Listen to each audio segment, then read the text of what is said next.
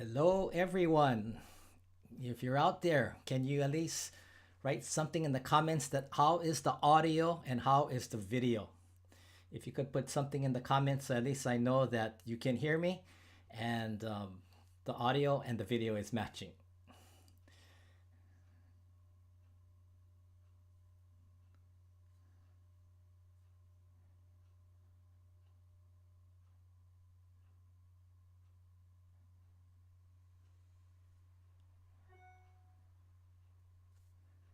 What's going on? Is against I'm getting an echo. I'm getting a repeat of myself somehow. Is Can you hear me out there? Okay, okay. Okay, thank you, Abraham. Okay, hi Abraham. Good to have you back. Oh, Sammy. Nice to talk to you.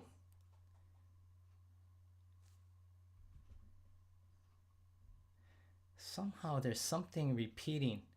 Huh.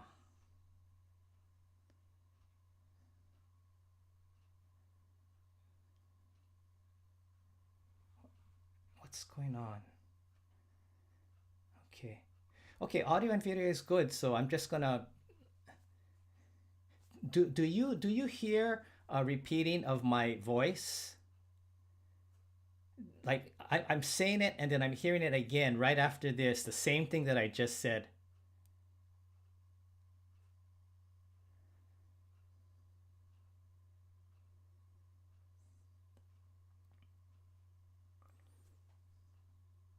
Okay.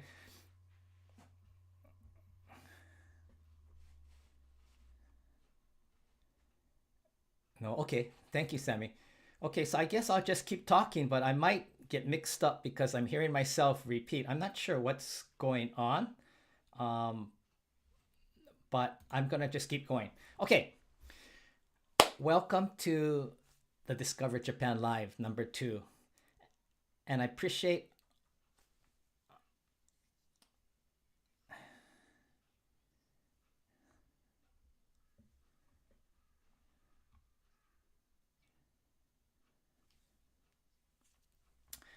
Okay, I'm gonna take off the earphones because I have a constant repeat in the earphones. I'm not sure why, but if you can hear me, that's all that matters because I don't have to hear myself talk. So, welcome to the live. Thanks for joining us. I really appreciate that you are here today.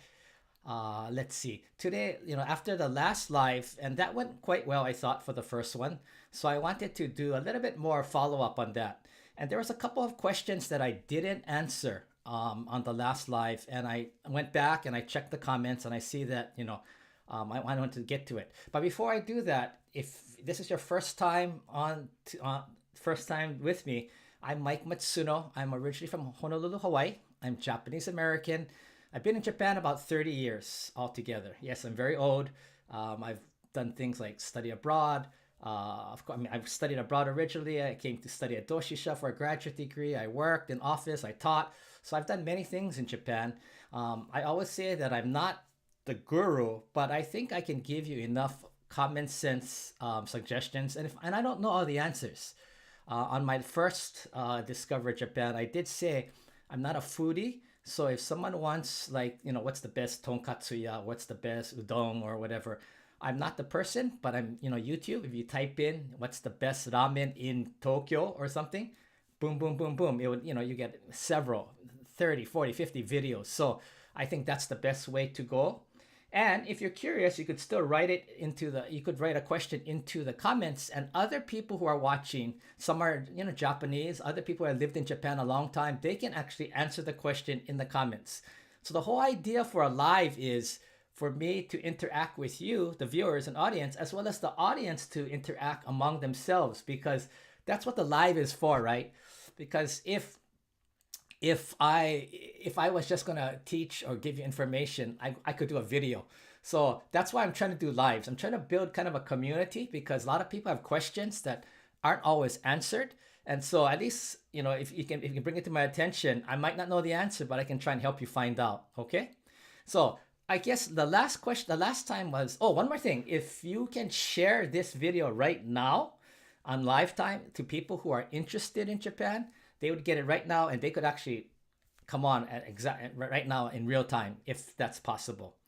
Um, some people last week had a problem getting on to the live chat. Like, sometimes it doesn't come on, and there was a couple of reasons that I checked. One was it was like you have to be on Chrome, and second is sometimes it asks you to register your Google account. I don't think you need to have a YouTube account necessarily, but either one, you have to register. And I think that was the main part. And also on the phone, if you're doing the phone, there's a place that there's like two dots that you have to slide it over, and it goes from the page to live chat. So if you could do that, that'd be much appreciated. Okay, so any questions? I'm gonna start with the first question from last week or 2 weeks ago, and the question was from, I think it was Only Lights. I think it was, and she or he asked that for my first trip, should I go to Kyoto, Osaka, and Tokyo? And there's various answers, but my suggestion is yes, it's good to do the Silk Road. Those are the main: Tokyo, Kyoto, Osaka.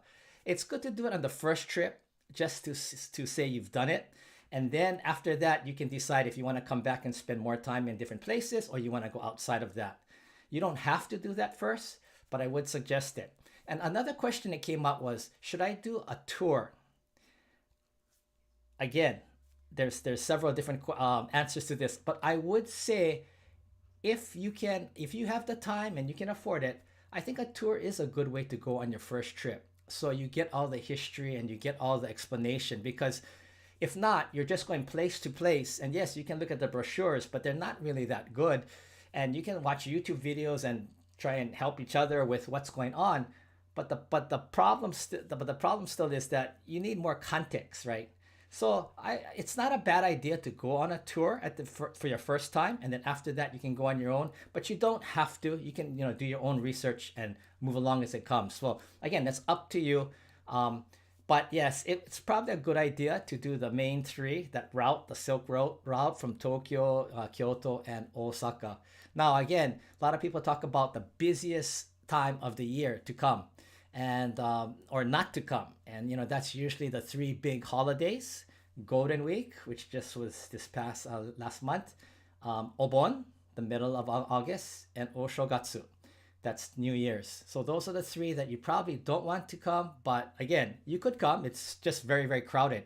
And you know that in April, everybody wants to come for cherry blossom season. I think they had 3 million people come this year just for the cherry blossom season. So yes, there's a lot of things going on. Okay, no questions. I'm gonna go into a couple of things. Any questions? Please write if you have any questions down. Um, One thing that came up recently was the overcrowding issue. And it is overcrowded, especially in Kyoto, especially during peak, cherry blossom season. But you just have to move differently, right? So, like I said last time, if possible, you can go out earlier in the morning if you're not on a tour. Go and see the temples, and they're not always open until maybe 8, but you can go out and see a lots of things before people start to come through. Another thing is that you could time it where you don't have to come during that time. Maybe you want to see cherry blossom season. Like now, a lot of people talk about right now it's rainy season. It hasn't started yet, but for example, if you're coming in June, you may want to go to Hokkaido, because Hokkaido doesn't have a rainy season. So it's not like you have to, that you have to avoid rainy season. But if you come to Honshu, the only place I suggested last time too is not to come to during rainy season is Okinawa, because Okinawa is right where the cusp of the high and the low system meet, and that's just exactly where the rainy season is, and they get hit really, really hard. They're getting hit right now, in fact. Today, from today on, it's rainy season, especially in Okinawa. Rainy season has not arrived here in Kyoto yet. And then in Honshu and other parts of Japan outside of Okinawa, they have sometimes what is called karatsuyu. Karatsuyu means it's a dry rainy season, which means it doesn't rain that much, and there's not that much difference. And I've been here about 30 years in Japan. I haven't seen a real heavy rainy season that often. So again, that might be a time to come. It's a little humid. However, there's not that many people here because they're not, they came in April, May. Okay. I have a question from Bridget. Yeah, how's the economy in Japan now? Sounds like you guys are suffering, just like here it is. It sounds like you're suffering just like you're in the United States. Actually, Japan is really struggling right now, and mainly because of the yen, the dollar yen rate. But that's the reason that I'm making this live too. Is I'm saying if you're gonna come, now's the time to come this year, because it was what it's moving between 155 and 160 right now. That's like the best deal in town, right? Think about it. It was normally between about 115 to maybe 125 back a few a few months ago. Actually, back even farther than that, and now it's at close to 160. So basically, it's almost like everything is like 30% off. Imagine if you're going anywhere, to any store, to any restaurant, and you would get 30% off. Of course, you would go there, right? Well, Japan is basically everything is on sale for people who have dollars. If you're making yen like me or the Japanese, then you're SOL, because now everything is 30% more expensive. And that's why places like Hawaii, or even like in the New York, where a lot of Japanese tourists used to go during Golden Week and things, they weren't going. A few went. Because imagine now you're taking a family of 5 or 4, and I heard the story on television where they said that, oh yeah, a family of 5, it was like, I don't know, $40 for McDonald's or something. I mean, it was something astronomical. So again, if you're making yen, you're not in a good situation. But what I do want to talk about also is that you never really know how the yen dollar will fluctuate, because back in, I think it was 2010, 2011, when I first came back for this last time, 2005, it was 125, okay, 125 to the dollar. And that was hard. I was getting paid in yen, and I was struggling. And then in the year 2011, 2012, it went down to 80 yen per dollar. And that's when all the Japanese were traveling out, right? That's when Japan would look really expensive. And I think that's where it gets its idea that, oh, Japan is so expensive, was because of those years. But now you got the complete opposite. You got almost like 50, 60, 70 yen difference from the lowest period till now. So Japan really is a bargain. So think about it.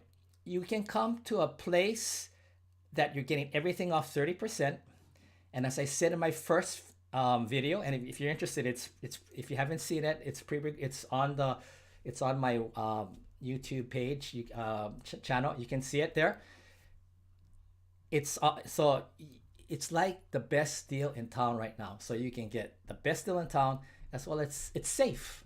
It's a safe country.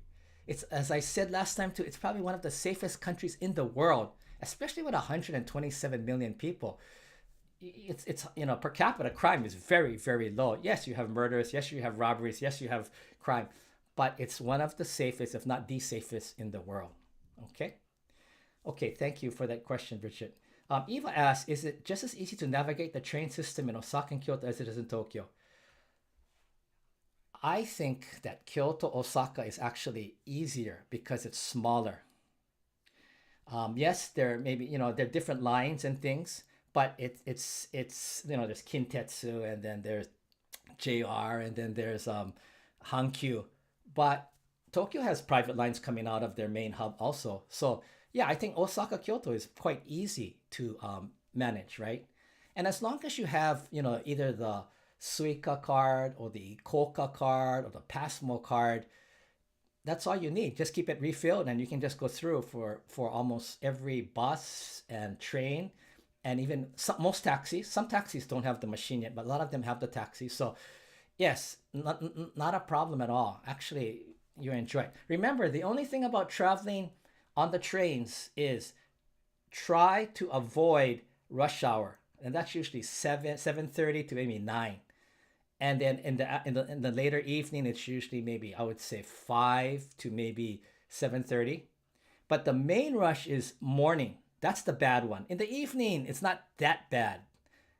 the last train going back to certain areas, the last train, usually 11 something, close to 12 midnight, that one is super, super crowded. So you want to avoid the last train. So you want to avoid rush hour and you want to avoid the last train. And I think that you should be fine. Unless you want the experience, I always suggest to people, hey, if you want to see what the average salary man or salary woman goes through, ride the train in the morning during rush hour at least once just to see what they go through, and then you would have a lot more empathy for their lifestyle. I feel sorry a lot of times. In America, a lot of times you just get in your car and drive to your place, but in Japan, almost everybody has to use the train, and so everybody, imagine in the morning, a lot of them travel an hour to an hour and a half because they live outside of Tokyo or Osaka in the suburbs because they wanted to have their own home. So that's where they have to live. And so they commute, 3 hours a day, some of them. And after working 8 to 10 hours a day, it's not an easy life for a lot of the Japanese. Let's see. Star asks, is it better to do the US exchange before leaving our home country or in Japan? Okay, thank you, Star. This is a kind of a tough question because it depends on where you're getting your exchange in the United States. For example, in Hawaii, my sister works for a bank, and so she was able to get a good rate, and if you have connections, etc., etc. So she was getting a pretty good rate. Then exchange it there. But if you're just going to, like, let's say I was living in Alaska, and you're going to go into Wells Fargo in Fairbanks, Alaska, and you're going to exchange it there, where they don't even really have yen. I know, they don't even want the yen, but let's say they were able to do it. It would not be a good rate. So it really, really depends on your state, your city, your bank, and how much access. The more access they have, for example, Hawaii has a lot of access to Japanese tourists, right? Because normally, outside of now, they usually come, which means that they have a lot of yen. So that yen, they want to recycle back out to people who they want to sell it, right? Because they can make, of course, a little profit. So that's what happens, is that a place that has a lot of Japanese, maybe New York City, maybe Los Angeles, maybe Honolulu, a lot of those banks would probably give you a pretty good rate. But outside of that, it really depends, and it depends on where you live. So, the other thing is, as soon as you arrive, if you have time, you can change. When you come out of customs, there are two banks, I think, there on each side that you can change money there. The other thing is you have to have your passport when you show. When you change money in Japan, it's a lot more complicated, meaning that there's a lot more paperwork to do. You got to sign 2 or 3 things, and it's not like you go to Thailand and you just go to the money exchanger and boom, boom, boom, boom, it's done. In Japan, there's a process, and if you can't do it at the airport, you can do it at banks. Like, for example, I use UFJ, but UFJ has a certain section in Kyoto that's open every day except Wednesday, I think it was. Anyway, they're closed 1 or 2 days a week, so you have to check. But then you can go there, and they only open from 8 till, I forgot, it was 9 to 5 or something, so there's set hours. And the other thing is, for those of you who have an ATM card that allows you to withdraw, like I use a Citibank card when I travel outside, I can put that card into any country I'm in, and they will give me whatever I want in that currency. So if you have that type, that works too. The exchange rate is not as good as maybe directly, but then you don't have to carry the cash. Okay, let's see. Any other questions?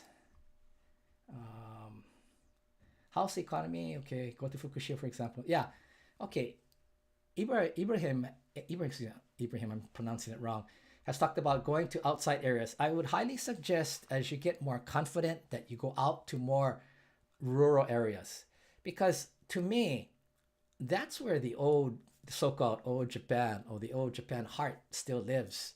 Tohoku, Hokuriku, Shikoku, Kyushu, even somewhere in Hokkaido, and that is those are the memories I think that a lot of you will have. Now, a lot of people worry about, like, well, I don't speak Japanese. Okay, that could be a problem. And again, the train systems, once you leave the big cities, not all of them have English. They're written in kanji, or sometimes they have hiragana. And if you can't read that, of course, you can ask someone, or you can use, what's amazing now is with Google Translate, you can take the picture and it will give you the Japanese, or at least tell you how it's pronounced, right? Which is really really important. Back when I first came, didn't have that. It was just hand to hand combat. You have to just figure it out on your own. But you have this, and again, because it's safe in Japan, even if you make a mistake, and you can ask people, like for help, or you can just show them, oh, I'm going here, koko ni ikimasu kara, or I'm going here. Is it here? Gestures work, big gestures, and just a smile, gestures, and asking, and you can also use the Google Translate. You could write it out in English and you can show them that, too. That could work too. So whichever way works for you. Oh, thank you, Ibrahim. Okay. So again, getting back to Bridget's question is that yes, Japan is struggling now. So for those of you who live in Hawaii and maybe Los Angeles and New York, you're not going to get many Japanese tourists for a long while, except for the Otani fans. They will continue to go probably wherever he is, probably Los Angeles, because he has such a huge following that the Otani fans will follow no matter what the price is, but what the yen rate is. But otherwise, think about it. For a lot of people to Hawaii were families and they were repeaters, right? I think it was over 50% almost that were repeaters to Hawaii. They're going to have a hard time going now with the yen rate. So right now is the time for all of you who have dollars, or your exchange currency is good against the yen. Now's the time to come to Japan. And the reason I keep saying that is this is the time is because next year, no, is it 2025, April is Expo, Osaka Expo, which has not gotten a lot of publicity yet. But that's going to be huge, and they're expecting millions to come, although they haven't really advertised it that well so far. But that means that everything else is going to be full. Hotels, it's going to be crowded. That's, I think, 6 months, April to July, if I recall correctly. Anyway, it's 6 months, and you don't want to come during that time, unless you want to see the expo or you are doing business in the expo. Then, yeah, by all means, of course, come. But if you want to avoid tourists and higher costs and full hotels, then it's probably a good idea to avoid next year, 2025, for those 6 months, which means that this is the year to come, right? If you can come. Fall would be great. Now's a great time. The only thing that I would say, and some people may disagree, is I would not come here in July, August, and to the end of September because of the humidity. The humidity is so hot. It's not the heat, it's the humidity. And it's just very, very uncomfortable. Now, if you're staying in hotels, you're fortunate because, once you're in the hotel, it's not a problem. Only when you go outside. But, for the daily people like myself, we have a little air condition. You try to keep it running when you can.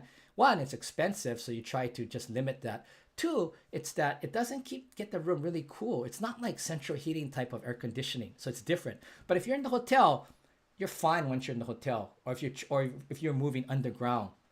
Or go to Hokkaido in the summer, because Hokkaido can get warm up to 30, 35 degrees centigrade sometimes, but it doesn't have the humidity. So rainy season, or maybe in the hot summer, July, August, September, if you want to come to Japan and you want to go to, and you don't mind going to Hokkaido, go to Hokkaido. Oh, okay. So thank you, Star. About what is Expo? Expo is an exposition. It's where different countries put on their best face. It's their PR moment, and a lot of smaller business join each country's booth, and they have like tables and things set up. I think last year or 4 years, when was not last year, the last one, I think it was in the, I think UAE or Dubai, I'm not sure, but there was Expo there. This year it's in Osaka. The last one here in Osaka was, I was 6th grade, so that's many, many, many years ago. But they still have the big Banpaku or the Expo, the symbol in Osaka. If you come to Osaka, you'll see that. That's from the last exposition. So they haven't done an Expo until now, which is great that they're doing it. However, they are worried that cost of inflation, cost of materials, they might not be able to finish it. And, of course, there's always a panic at the end. And again, if you want to come to see the expo, then that's the time to come. But if you want to avoid the crowds and the cost, and then maybe, well, you could go to Tokyo. You don't have if you come during that time. If you're not going to Osaka, you could go to Tokyo. It's probably be fine. It's just the Kansai area would be quite crowded because you have a lot of visitors and people traveling. But I'm sure you're going to have people from the expo who want to also see Tokyo. So just expect that there's going to be quite a few people there. Okay. Okay, thank you, Sammy. 1970 was the last expo here, and it was huge, and it was very, very successful.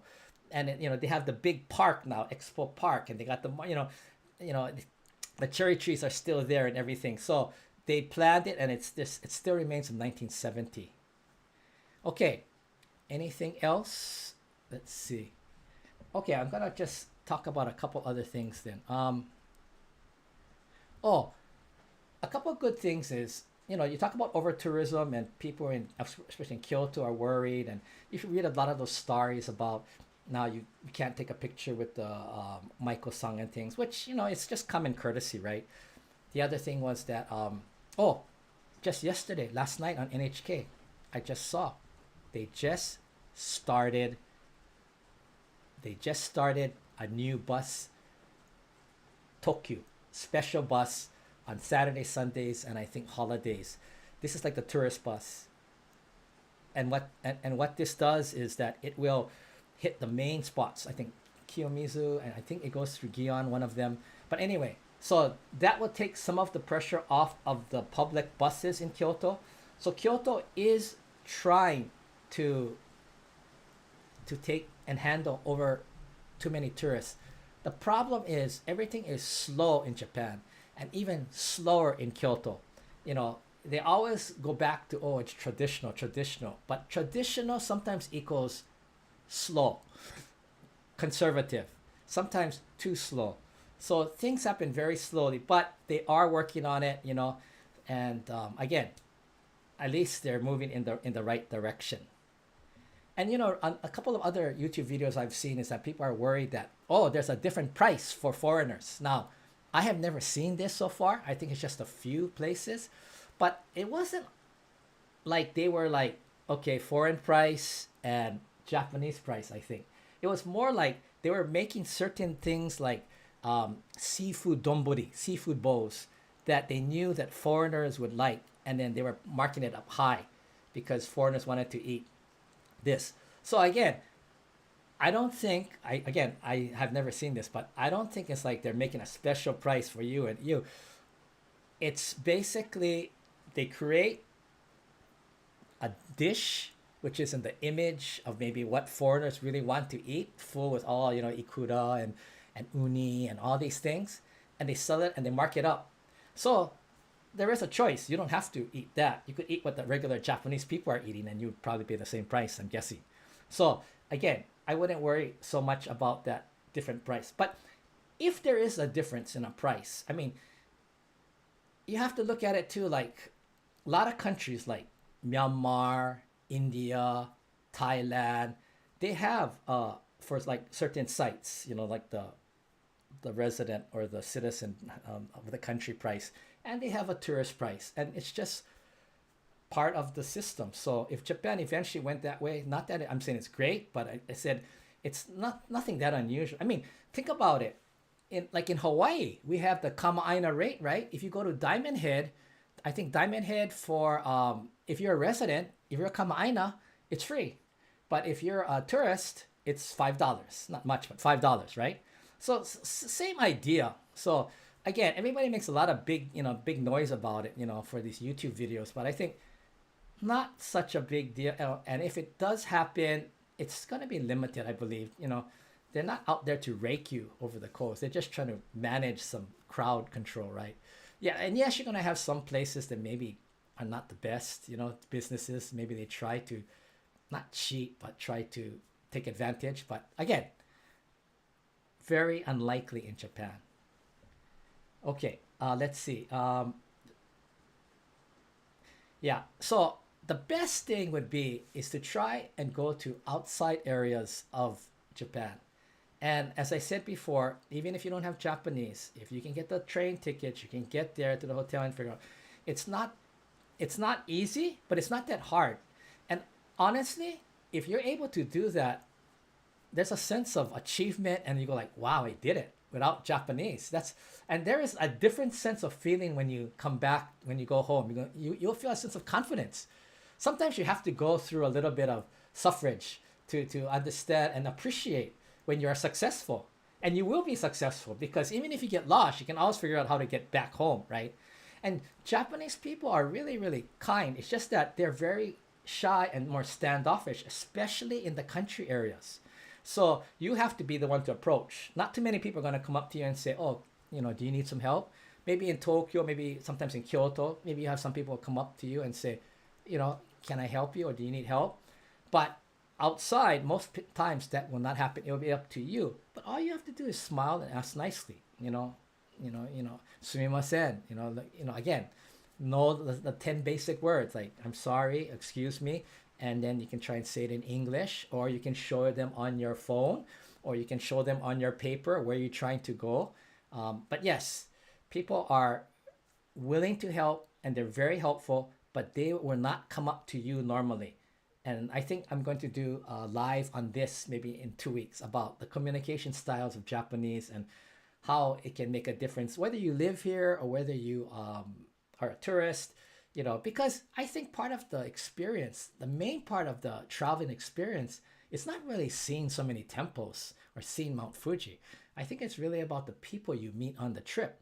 Those are the people who make the memories. So you want to try and increase that part, you know. And if you don't speak Japanese, then as I said in the last live, you have to figure out ways that allow you to have more access to people. Either they speak English, or you're able to, find like volunteer students or volunteer people who are willing to work with you or something. But a lot of Japanese, they want to speak English or want to try. Most of them, even if they've studied 6 years, sometimes they go to the university, 8 years, 6 to 8 to 10 years they've studied. They have never spoken one word of English outside of that class. So they have never actually used it because it's basically an academic subject in Japan. It's like mathematics or science. It's not a communicative skill language. Like probably in Europe, it's used more like that or taught like that. So you could actually make it a win-win situation where everyone's really happy if you are able to open up to them, let them feel comfortable to talk to you. I think you would have a really, really good time. Okay, so let's see. Okay, Eva says, I love the holiday illumination, but don't want to travel in. Yeah, that's also very. So, Eva here writes, I love the holiday illumination Japan, but don't want to travel in December. In the middle of November, it's too early to see. Oh, I will try and find that out for you, Eva. You can write me, you can write me in the comments again. That I think it's usually from the beginning of December that they start. But again, December is cold, but not that cold usually. So you may want to come during that time. Normally, like the weather is pretty clear and nice. It's just a little cold. And if you're staying in hotels, you're fine because you have central heating. It's people like me who have these little all season heater coolers that they don't really get everything really warm.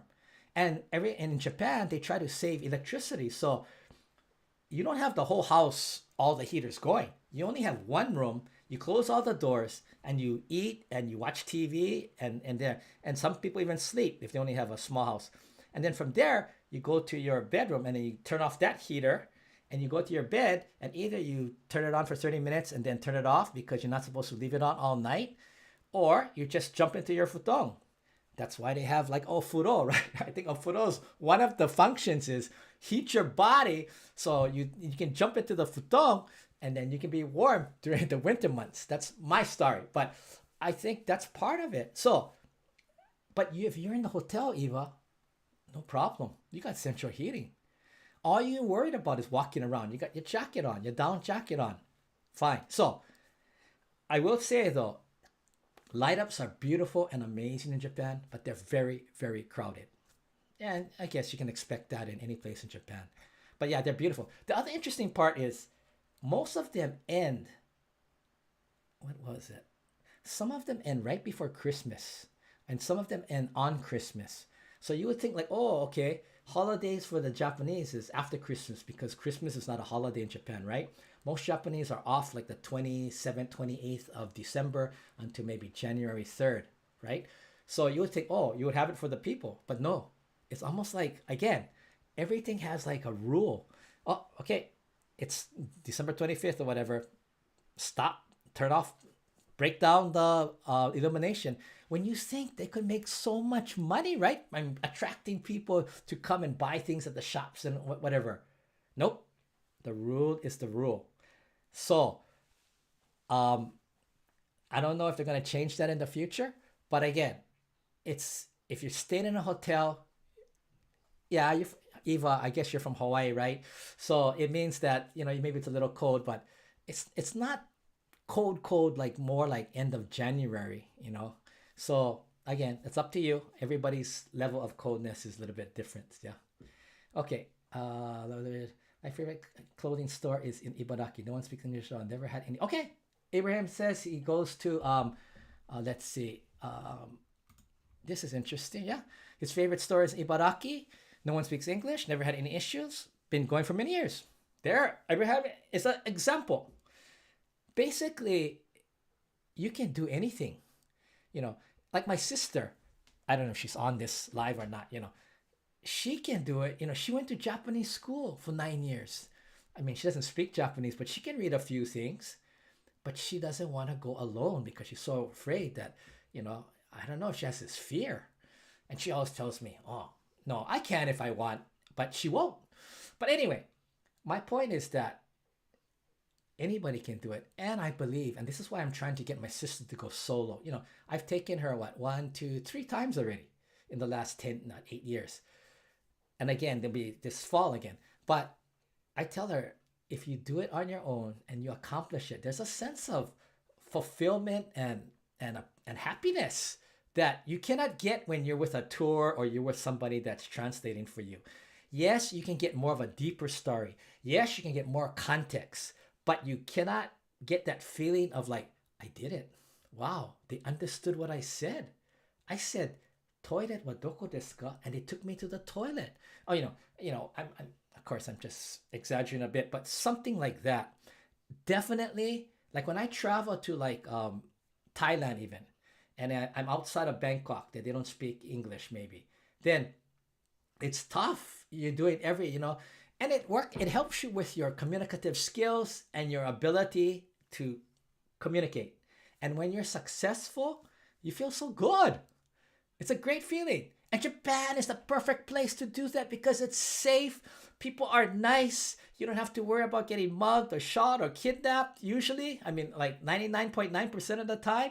So definitely, if you want to experiment in traveling on your own or traveling without knowing the language, this is the perfect experimental place. And then maybe after this, you want to go to maybe you want to go to Thailand or you want to go to Indonesia or somewhere else that, it's a little bit more challenging. But this is a great stepping stone. Okay. Thank you, Ibrahim, for that. Matt Hatta, it's better to go to, okay, here's another one. So Matt Hatta says, it's better to go to a mom and dad eateries as they are so much better and fancy. And I go to the Hokkaido area and just different towns. Yes. Matt Hatta, you get it. That's what you want to do. You want to go to like the small hole in the wall places, right? That's why I say I'm not a foodie, but even if I say, oh, so and so is the best, Matsunoya is the best tonkatsu or something to eat. It's cheap, it's fast. And you go there. Think about it the reverse. No place, almost no place. Again, 99.9% place is going to be fine or at least decent. Maybe not big volumes of food at different places, but it's going to be decent, right? And so why not go out and explore? Because you can't, it's not like you're worried about food poisoning or anything, right? You just go out and you can experiment. And having mom and dad's, like the mom and dad shop, those are the places you remember. And those are the places maybe you make a connection. You try to talk a little bit. And you make them happy because they talk to you. And you're happy because they communicated. those smaller places, they're not that busy, so they offer you time that you have time to try and communicate. That's another thing. You want to go to a place that you is not so busy that people don't have time for you.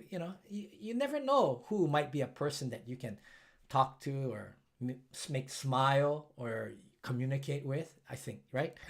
And yeah, Hokkaido, of course. Hokkaido is basically outside of Sapporo, smaller towns. Wonderful. Love Hokkaido. Manhattan. Thank you very much. Um, yeah, Abraham says Japan is awesome for anyone, anytime. We also stay in an English-speaking town in Japan. Never had any issues. Oh, no English-speaking towns. I guess I think that is right. Okay. Matt Hatta says, okay, this is interesting here. Let's see. Um, Sapporo has the best Christmas decorations. It's amazing. It's cold, but not that cold. And there is underground pole town, which is so amazing. So many shops and easy to walk to Sapporo Station. Yes. I did I make a video on that? I might have made a shorts video on that. But for those of you who are interested in Japan or in some of the videos I made, please subscribe if you haven't.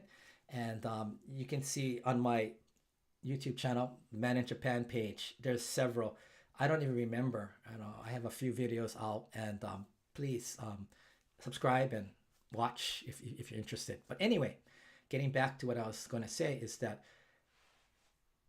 Sapporo is brilliant, okay? Because they have an underground complex that runs the entire main street, Odori, underneath. And so I used to think, like, when I went to the Yuki Matsuri, the snow festival, or you watch those YouTube videos, everybody's outside and they go, oh, it's cold, oh, it's so cold, it's so cold, right? Yeah, it's cold outside, usually in a second weekend of February, right? But when I went 2 years ago and they canceled it because of COVID, I was watching. I didn't see many people walking around. And then I found out, oh yeah, as Mad Hatta is saying, underground. So I went underground and it was like a whole nother city underground. And so that's how the Sapporo residents get around. They're not walking in the snow. They're walking underground. And then there's exits that come out all the way through. So if you got to go to UFJ, here it is. You got to go to the blood bank, it's here. You got to go here, you got to go. So you can stay warm for most of the time. You're just coming out to the surface when you're going to look for the building, but you're taking the exit that's close to your building. So it's not that cold. So again, Sapporo, as Manhatta said, good place to go. You got the underground network. That's amazing. It's like a labyrinth of shops and restaurants and everything. It's just amazing. And even summer, most people want to be outside and walk on the street. That's fine. But if it gets too warm, sometimes it gets between 30 and 35 degrees centigrade, which is quite warm. But again, Hokkaido doesn't have the humidity most of the time. It's more like Hawaii. The most humidity it gets is like Hawaii sometimes gets in the summer, a little humid for a little bit. And what happens is because it's so warm, because of global warming and weather change, what's happening in Hokkaido is, okay, if you're in a hotel, a good hotel, you'll be fine. You have air conditioning. But if you're at an old hotel or you're at someone's home or you are at like certain residences or sites, they don't have air conditioning because they never needed it before. It's just like Alaska. Alaska used to never need air conditioning. It never got above 65 degrees Fahrenheit, right? But now it's getting warmer and warmer. Well, that's how Hokkaido is. So I was staying in a hotel when I was doing some training for 2 weeks last year. And it hit 28, 29 degrees, which is about, 80? And there was no air conditioning. They only have like a fan. And it was actually super warm at night. I opened the window and I went down to the front desk and I complained a little bit. I said, they don't have air conditioning. Of course, it was a cheap business hotel. So, So again, if you go to Hokkaido, you stay in a nice hotel, you'll have air conditioning. You stay in a not so high level hotel, you may not. And again, just to be aware of that. Okay, let's see. Oh yeah, okay, Abraham, thank you. I did make one about Sapporo, yeah. Okay, let's see. One more that Manhatta said. I went to Sapporo Ice Festival. Yeah. Okay, Manhatta, that's the person. Write her on the comments if you have any questions about the Yuki Matsuri, because it's really something to see. I've been there 3 times. I enjoy it. It's fun. Just that there's a lot of people, but it's just something you want to see in your life. I mean, I know China has one in Harbin that's even much, much, much bigger and huge and super, super cold, they say. But I've never been there. But I I've been to Hokkaido's 3 times, and then there's also around outside of Sapporo. Like I was on a tour with my mom and dad on this second Yuki Matsuri trip, and they took you to like different places like Solo and different places around Hokkaido that had their own mini Yuki Matsuri festival in time with the big one, so people could do both. So we did that. There's also some in Tohoku, the northern part of Honshu, that they have it in sync with that, the big one in Sapporo, and you could come down and see other things. So you might want to do more than just the Sapporo one. You might want to do other places. And, so you need a week, 2 weeks maybe to do all of this. Um, okay, let's see. Anything else? Many different places. I wish you'd utilize had an add button to deliver my response to you. Oh, thank you for your insight. Okay, sorry about that. I'm still learning how this live works. But so what do you folks think? Does this live help in any way? Do you think that this is something to keep doing, or this is just okay, just like a video, you do it once and that's it? I was thinking that I'm trying to build kind of a community of people who are interested in Japan, who would like to share what they know as well as ask some questions. I don't know all the answers, but I give them my point of view. Again, I don't know everything. I've only been here 30 years, but still that's not enough. And I'm not always doing it from the tourist point of view. I'm kind of doing it sometimes as a foreign resident living here. So again, I'm always very curious to see what you folks are interested in and what you're curious about. And another reason is if there's enough interest, I will make a video about certain topics. But again, if you go on YouTube right now, there are so many about so many, like in different areas that I figured, oh, let the young people do it, right? But if there are certain subjects that you in the community were interested in, I thought, okay, it's worth doing a video. I'd go out and try and do a video. So again, if you have any questions or you have any suggestions, please write in the comments, what you think, okay? Let's see. I'm gonna go a couple more things. You folks, I saw on YouTube too a couple of things. You already know. Most of you know this. You've been to Japan, right? You're gonna walk a lot, right? So of course you want to have walking shoes. I would say train before you come. Train meaning at least walk 1 or 2 months before you come, because a lot of walking, a lot of steps, stairs. And I think that's one of the reasons Japanese, are, recently you see more obese Japanese, but still very, very few compared to like the United States. I think the United States is somewhere around 60% are overweight or obese. And in Japan, it's still uncommon, but it's different now. But again, I think there's two things going on. People always say it's the food. Yeah, true. But there's a lot of deep fried foods too in Japan, right? Like bento. That's a lot of all fried foods. But I think it's the walking, because they have to walk because they use the public transportation, right? Think about it. From my house apartment to the station, if I were to walk, it's 1 kilometer. It would take me 20 minutes. Or I ride the bike, 15 minutes, 10 to 15 minutes, right? Then I take the train and I get to my place. Fortunately, my office is right next to the train station, which is unusual.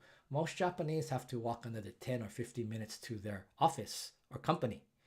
So if you just add up the time, 15, let's say 15, they walk 1 hour just to get to work and back work. So I think it's the walking. And there's a lot of steps and things, that actually helps them keep their weight down, So it's actually very healthy.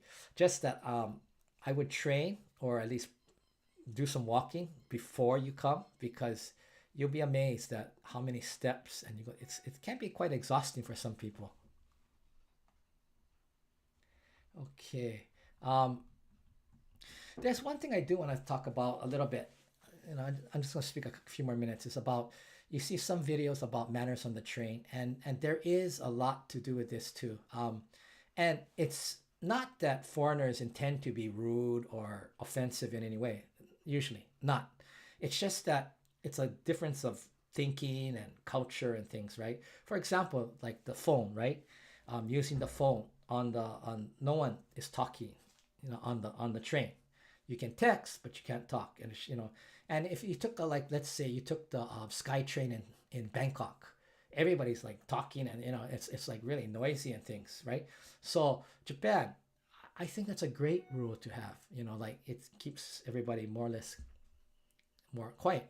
The other thing is that you see a lot of YouTube videos talk about not eating or drinking on the train.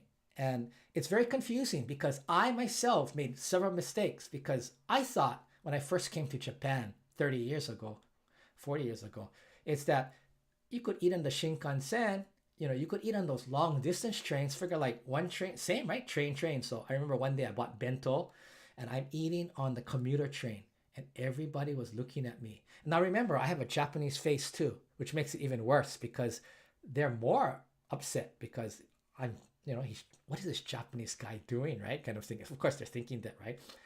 Never had the idea, but people were staring at me until finally after that, I asked my friend, I said, how come people were staring at me? I was just eating my lunch, And he said, what train were you on? I said, oh, the one from Hankyu to Umeda. And he laughed and he said, Mike, you don't eat on the train. But I said, yeah, you eat on the train, like to go to like, Toyama or to Tokyo on the Shinkansen. And he laughed again and he said, there's a difference. Long distance trains and commuter trains are different. So you don't eat on commuter trains, but you can eat on long distance trains. And what is a long distance train? Well, a lot of times you might have a little table or a more comfortable kind of a seat, like two. But again, there's some commuter trains that have this too. So when in Rome, do like the Romans. Japanese have the same proverb, just watch. If people are eating, that's great. Now, as far as drinking, I do sometimes too. Like I'll take my water out and I'll quickly drink, take a sip or something. So I don't think that's that big a deal. But like eating like a meal or a hamburger or a McDonald's on the train, a commuter train, sorry, please avoid from doing that. Another thing is loud talking. A lot of Westerners, especially Americans, speak really loud, having a good time, they're joking, they're laughing, this and this. On the train, that's kind of frowned upon. So it's okay to talk, but just keep it down to a minimum if possible. And one more thing that I just saw about a month ago was I was on the train going out to Nara, and I saw this. I think they were speaking French. I'm not sure, but and it was like a group, a family of 3 teenage girls, and they were kind of sprawled out on the commuter train, like sitting sideways and taking like for 2 people, taking like 3 or 4 people's spot. That's probably not a good idea. So I would suggest same. Just follow what everybody's doing and do it, and you find. And then there's other times that I see foreigners who are overly considerate. They're great. Like I just saw it last week. I was sitting in one of the chairs, and next was the handicap, the handicap for older people, pregnant women, disabled, and and nobody was around, so no one's there. You can sit. So they came in at the end before the doors closed, and they sat. On the first stop, this older lady, she wasn't super old, she was just a little bit older, she got on. They immediately got up and gave her the seat. They knew. The other Japanese weren't moving, but they were. So you have, foreigners who really are considerate and others who don't realize about that. Okay? So I would say that's, true. One more thing about the different types of, I'm going to talk about this Google Maps. Some people on YouTube say, wow, Google Maps is so great. My opinion, my honest opinion, is that Google Maps is not that good. It's 90% maybe accurate, but when you're trying, sometimes it gives you the underground, on the street level directions, and you're underground or vice versa, and it can be confusing. There's Google Maps, Apple Maps, and the Japanese like Navi time, right? They call it. And Navi time, according to my friend Yoshi, who's the #1 travel person in Japan, he said that's the best. The problem for me with Navi time is 2 things. One is it's a Japanese app. So you have to think like a Japanese and how the process moves. So for me, it's a little bit confusing. So I stay with Google Maps or Apple Maps. But he swears by it. So if you have more of a left brain way of thinking and you're good at maps, maybe Navi time is the best. According to Yoshi, it's the best to use. And The only thing is though, it used to be completely free, and recently there's a certain level that you go that you have to pay for the premium or whatever. So now they charge after a certain amount. I don't know what the marker is. Okay, um, let's see. Okay, let's see. Near Sapporo, there's a statue of Buddha, which in the winter you can see it over covered. And so Buddhist.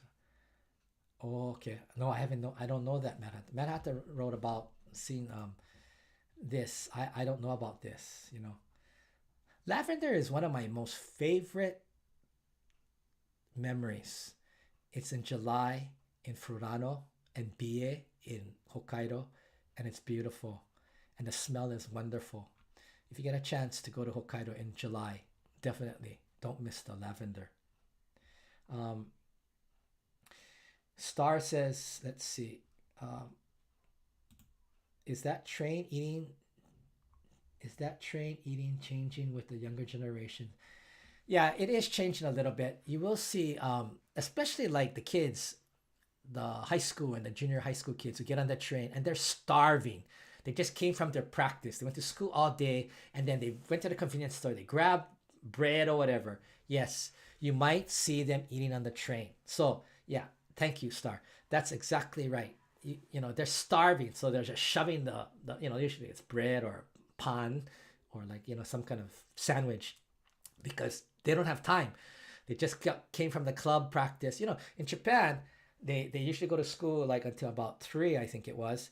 And then if you join a club, junior high school or high school, and they practice every day basically, even sometimes on Saturdays, and they're intense. So they'll go maybe 2 hours, 3 hours sometimes a day, and so they're starving. But they got so to take the train home, they'll grab something in the convenience store, jump on the train, and yes, you might see some of them eating on the train, as well as you will see some university students who maybe they're trying to show their independence, that they're an adult, that they are college students, that will do it with, you know, just to kind of show off sometimes. I don't know. That's my thinking. But again, definitely not a norm. But yes, you see much of the younger people who are doing the eating on the train, and some of them are laughing noisily too. Like I just said, don't talk loud or don't laugh too loud. You might see some of that too. Okay. Um, let's see. If you have a backpack on the train, where the back. Oh yeah, and don't put your fingers between the door if you're running together. Okay. Thank you, Matt Hatta. Yes, the Japanese do this. I haven't done it much, but I try to be careful. But when you got your backpack, they put it in the front because when you turn, even when you take the airlines, right? I've been hit by people when you get onto the airplane that they got a big giant backpack, from in America, and then they turn and then they hit you. They don't even know they hit you, and you can't say really much. And well, that's why, of course, Japanese thinking 10 steps ahead about worrying about consideration for others, right? That they have a sign and they even do an announcement to put the backpack reversed onto the front. That way you have control over it and you're not banging people and you can control. So yes, that's something very Japanese. See, that's the beauty of Japan, right? That consideration for others. Not to, the word is meiwaku. Meiwaku means to bother or um, to trouble others. This is the most non-meiwaku country in the world, but there are certain things that are so meiwaku. This is the most non-meiwaku but can be meiwaku country in the world. For example, this is my favorite example.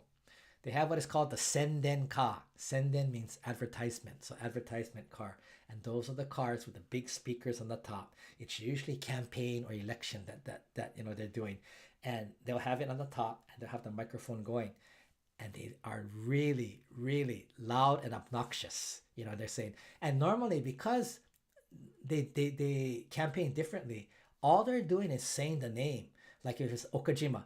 Okajima desu, Okajima, Okajima. Because they're trying to plant the name into people's mind because they're just driving past, right? It is the most meiwaku thing I ever heard, And then, right by my apartment here, Sunday morning, 7:45 a.m., You got the send-in car coming by with the big, and I keep saying, if I could vote, I would never vote for whoever does that, right? But when I ask the Japanese, doesn't that bother you? They all go kind of like, oh, shikata ganai, cannot be helped. That's the, that's like, I said, yeah, but they wake you up in the morning. It's so noisy, or at the station, sometimes you see them at the corner when it's really busy, rush hour, and they're standing on their little truck or car, and they're doing their speech with a super loud loudspeakers, and nobody's listening. It's just noisy. That's the for me the most biggest meiwaku or but again, other times like this, about the talking on the train, about the turning your phone, not talking on your phone in the train. All of those things are to not bother other people, right? So Japan really can be a land of paradoxes. You have complete opposites, right? You know, and I think that's the beauty in some ways of Japan, and that's also for me many times the confusing part of Japan. The meiwaku, but so meiwaku. The no bother, don't bother anybody. But again, big bother, but nobody seems to worry about it. Anyway, I think that's what I call one of the paradoxes. Okay, I'm gonna do one more here. Mad Hatta said, "Thank you, Mad Hatta and Abraham for so many, and Star for so many questions or comments. If the train is full and you're standing in the door and the train stops outside, let people out." Oh yeah. This is a good one too. A lot of times foreigners don't know. Everybody lines up, which is great because there's places that I've been that in other countries that it's a free for all. Very orderly, very Japanese. This is the beauty of Japan.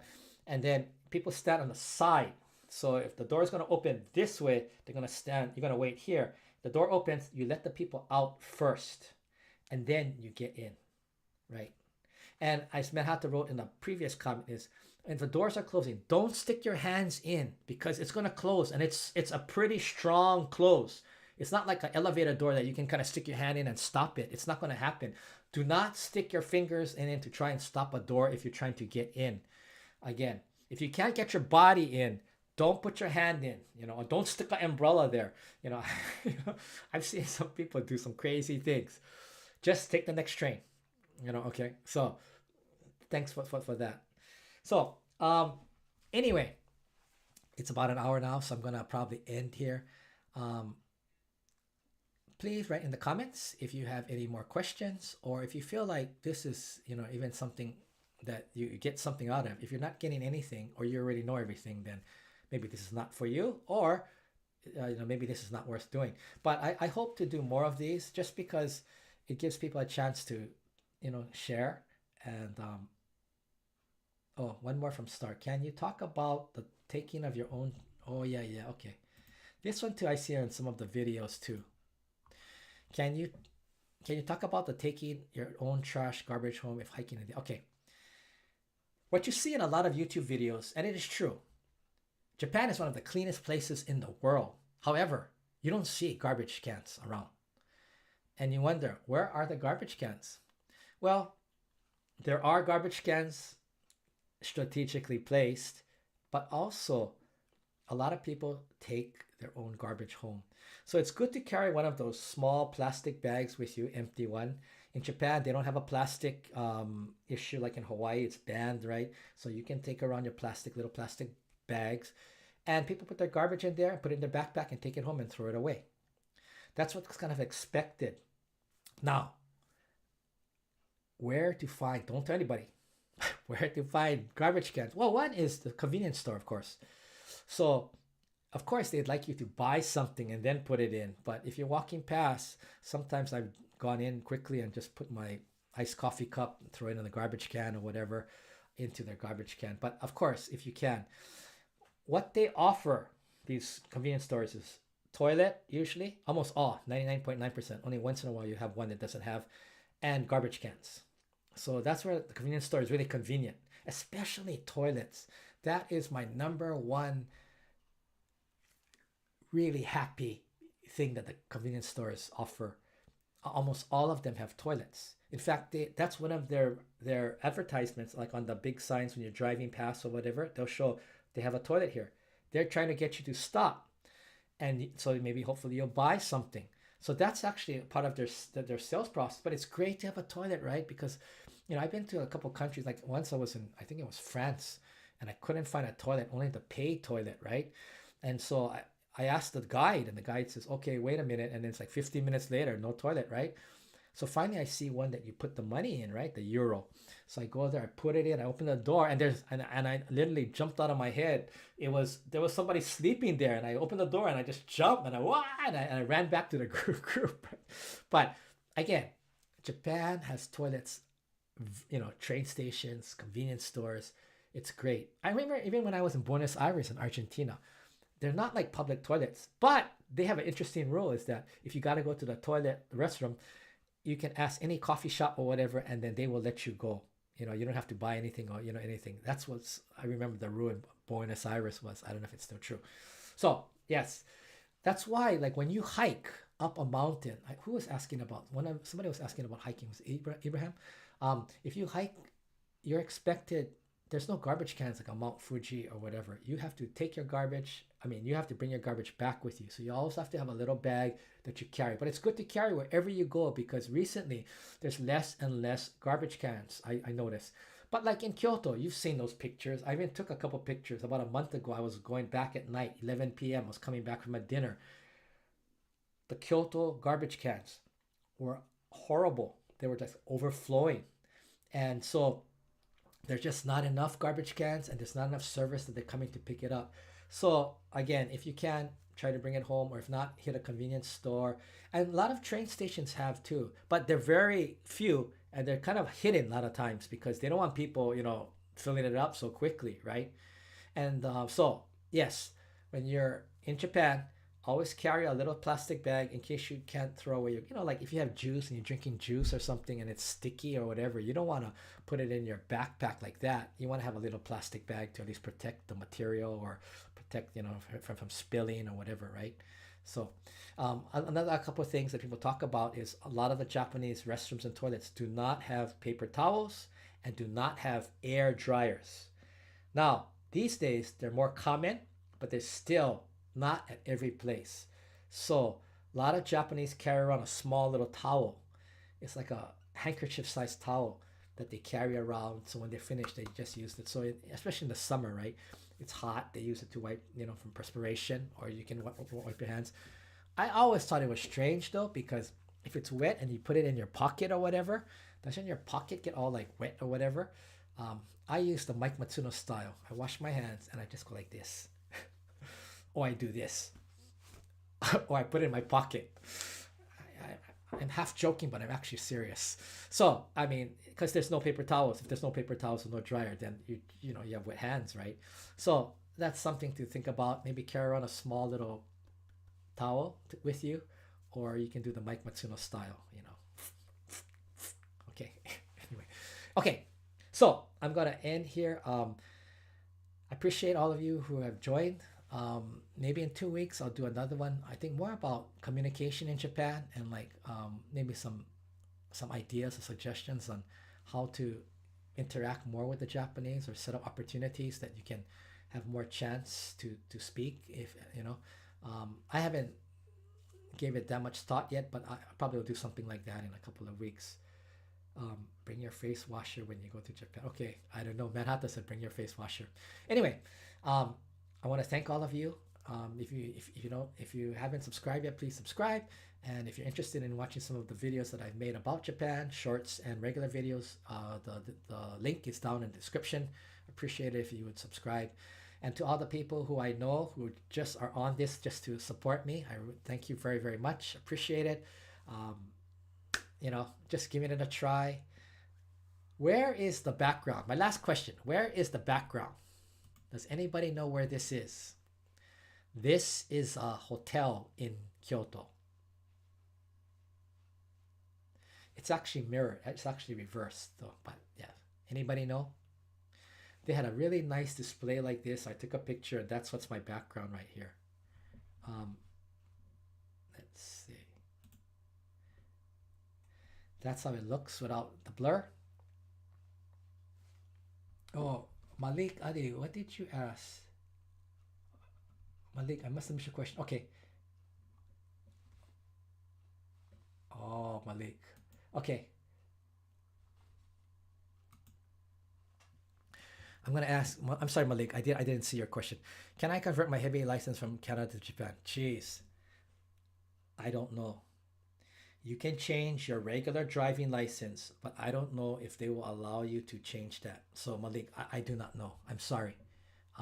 You can go on their webpage um, for any of the DMV, but you have to know what prefecture you're going to live in because that's the DMV or the Department of Motor Vehicle office that you go to. Like Kyoto is different from Shiga, which is different from Osaka.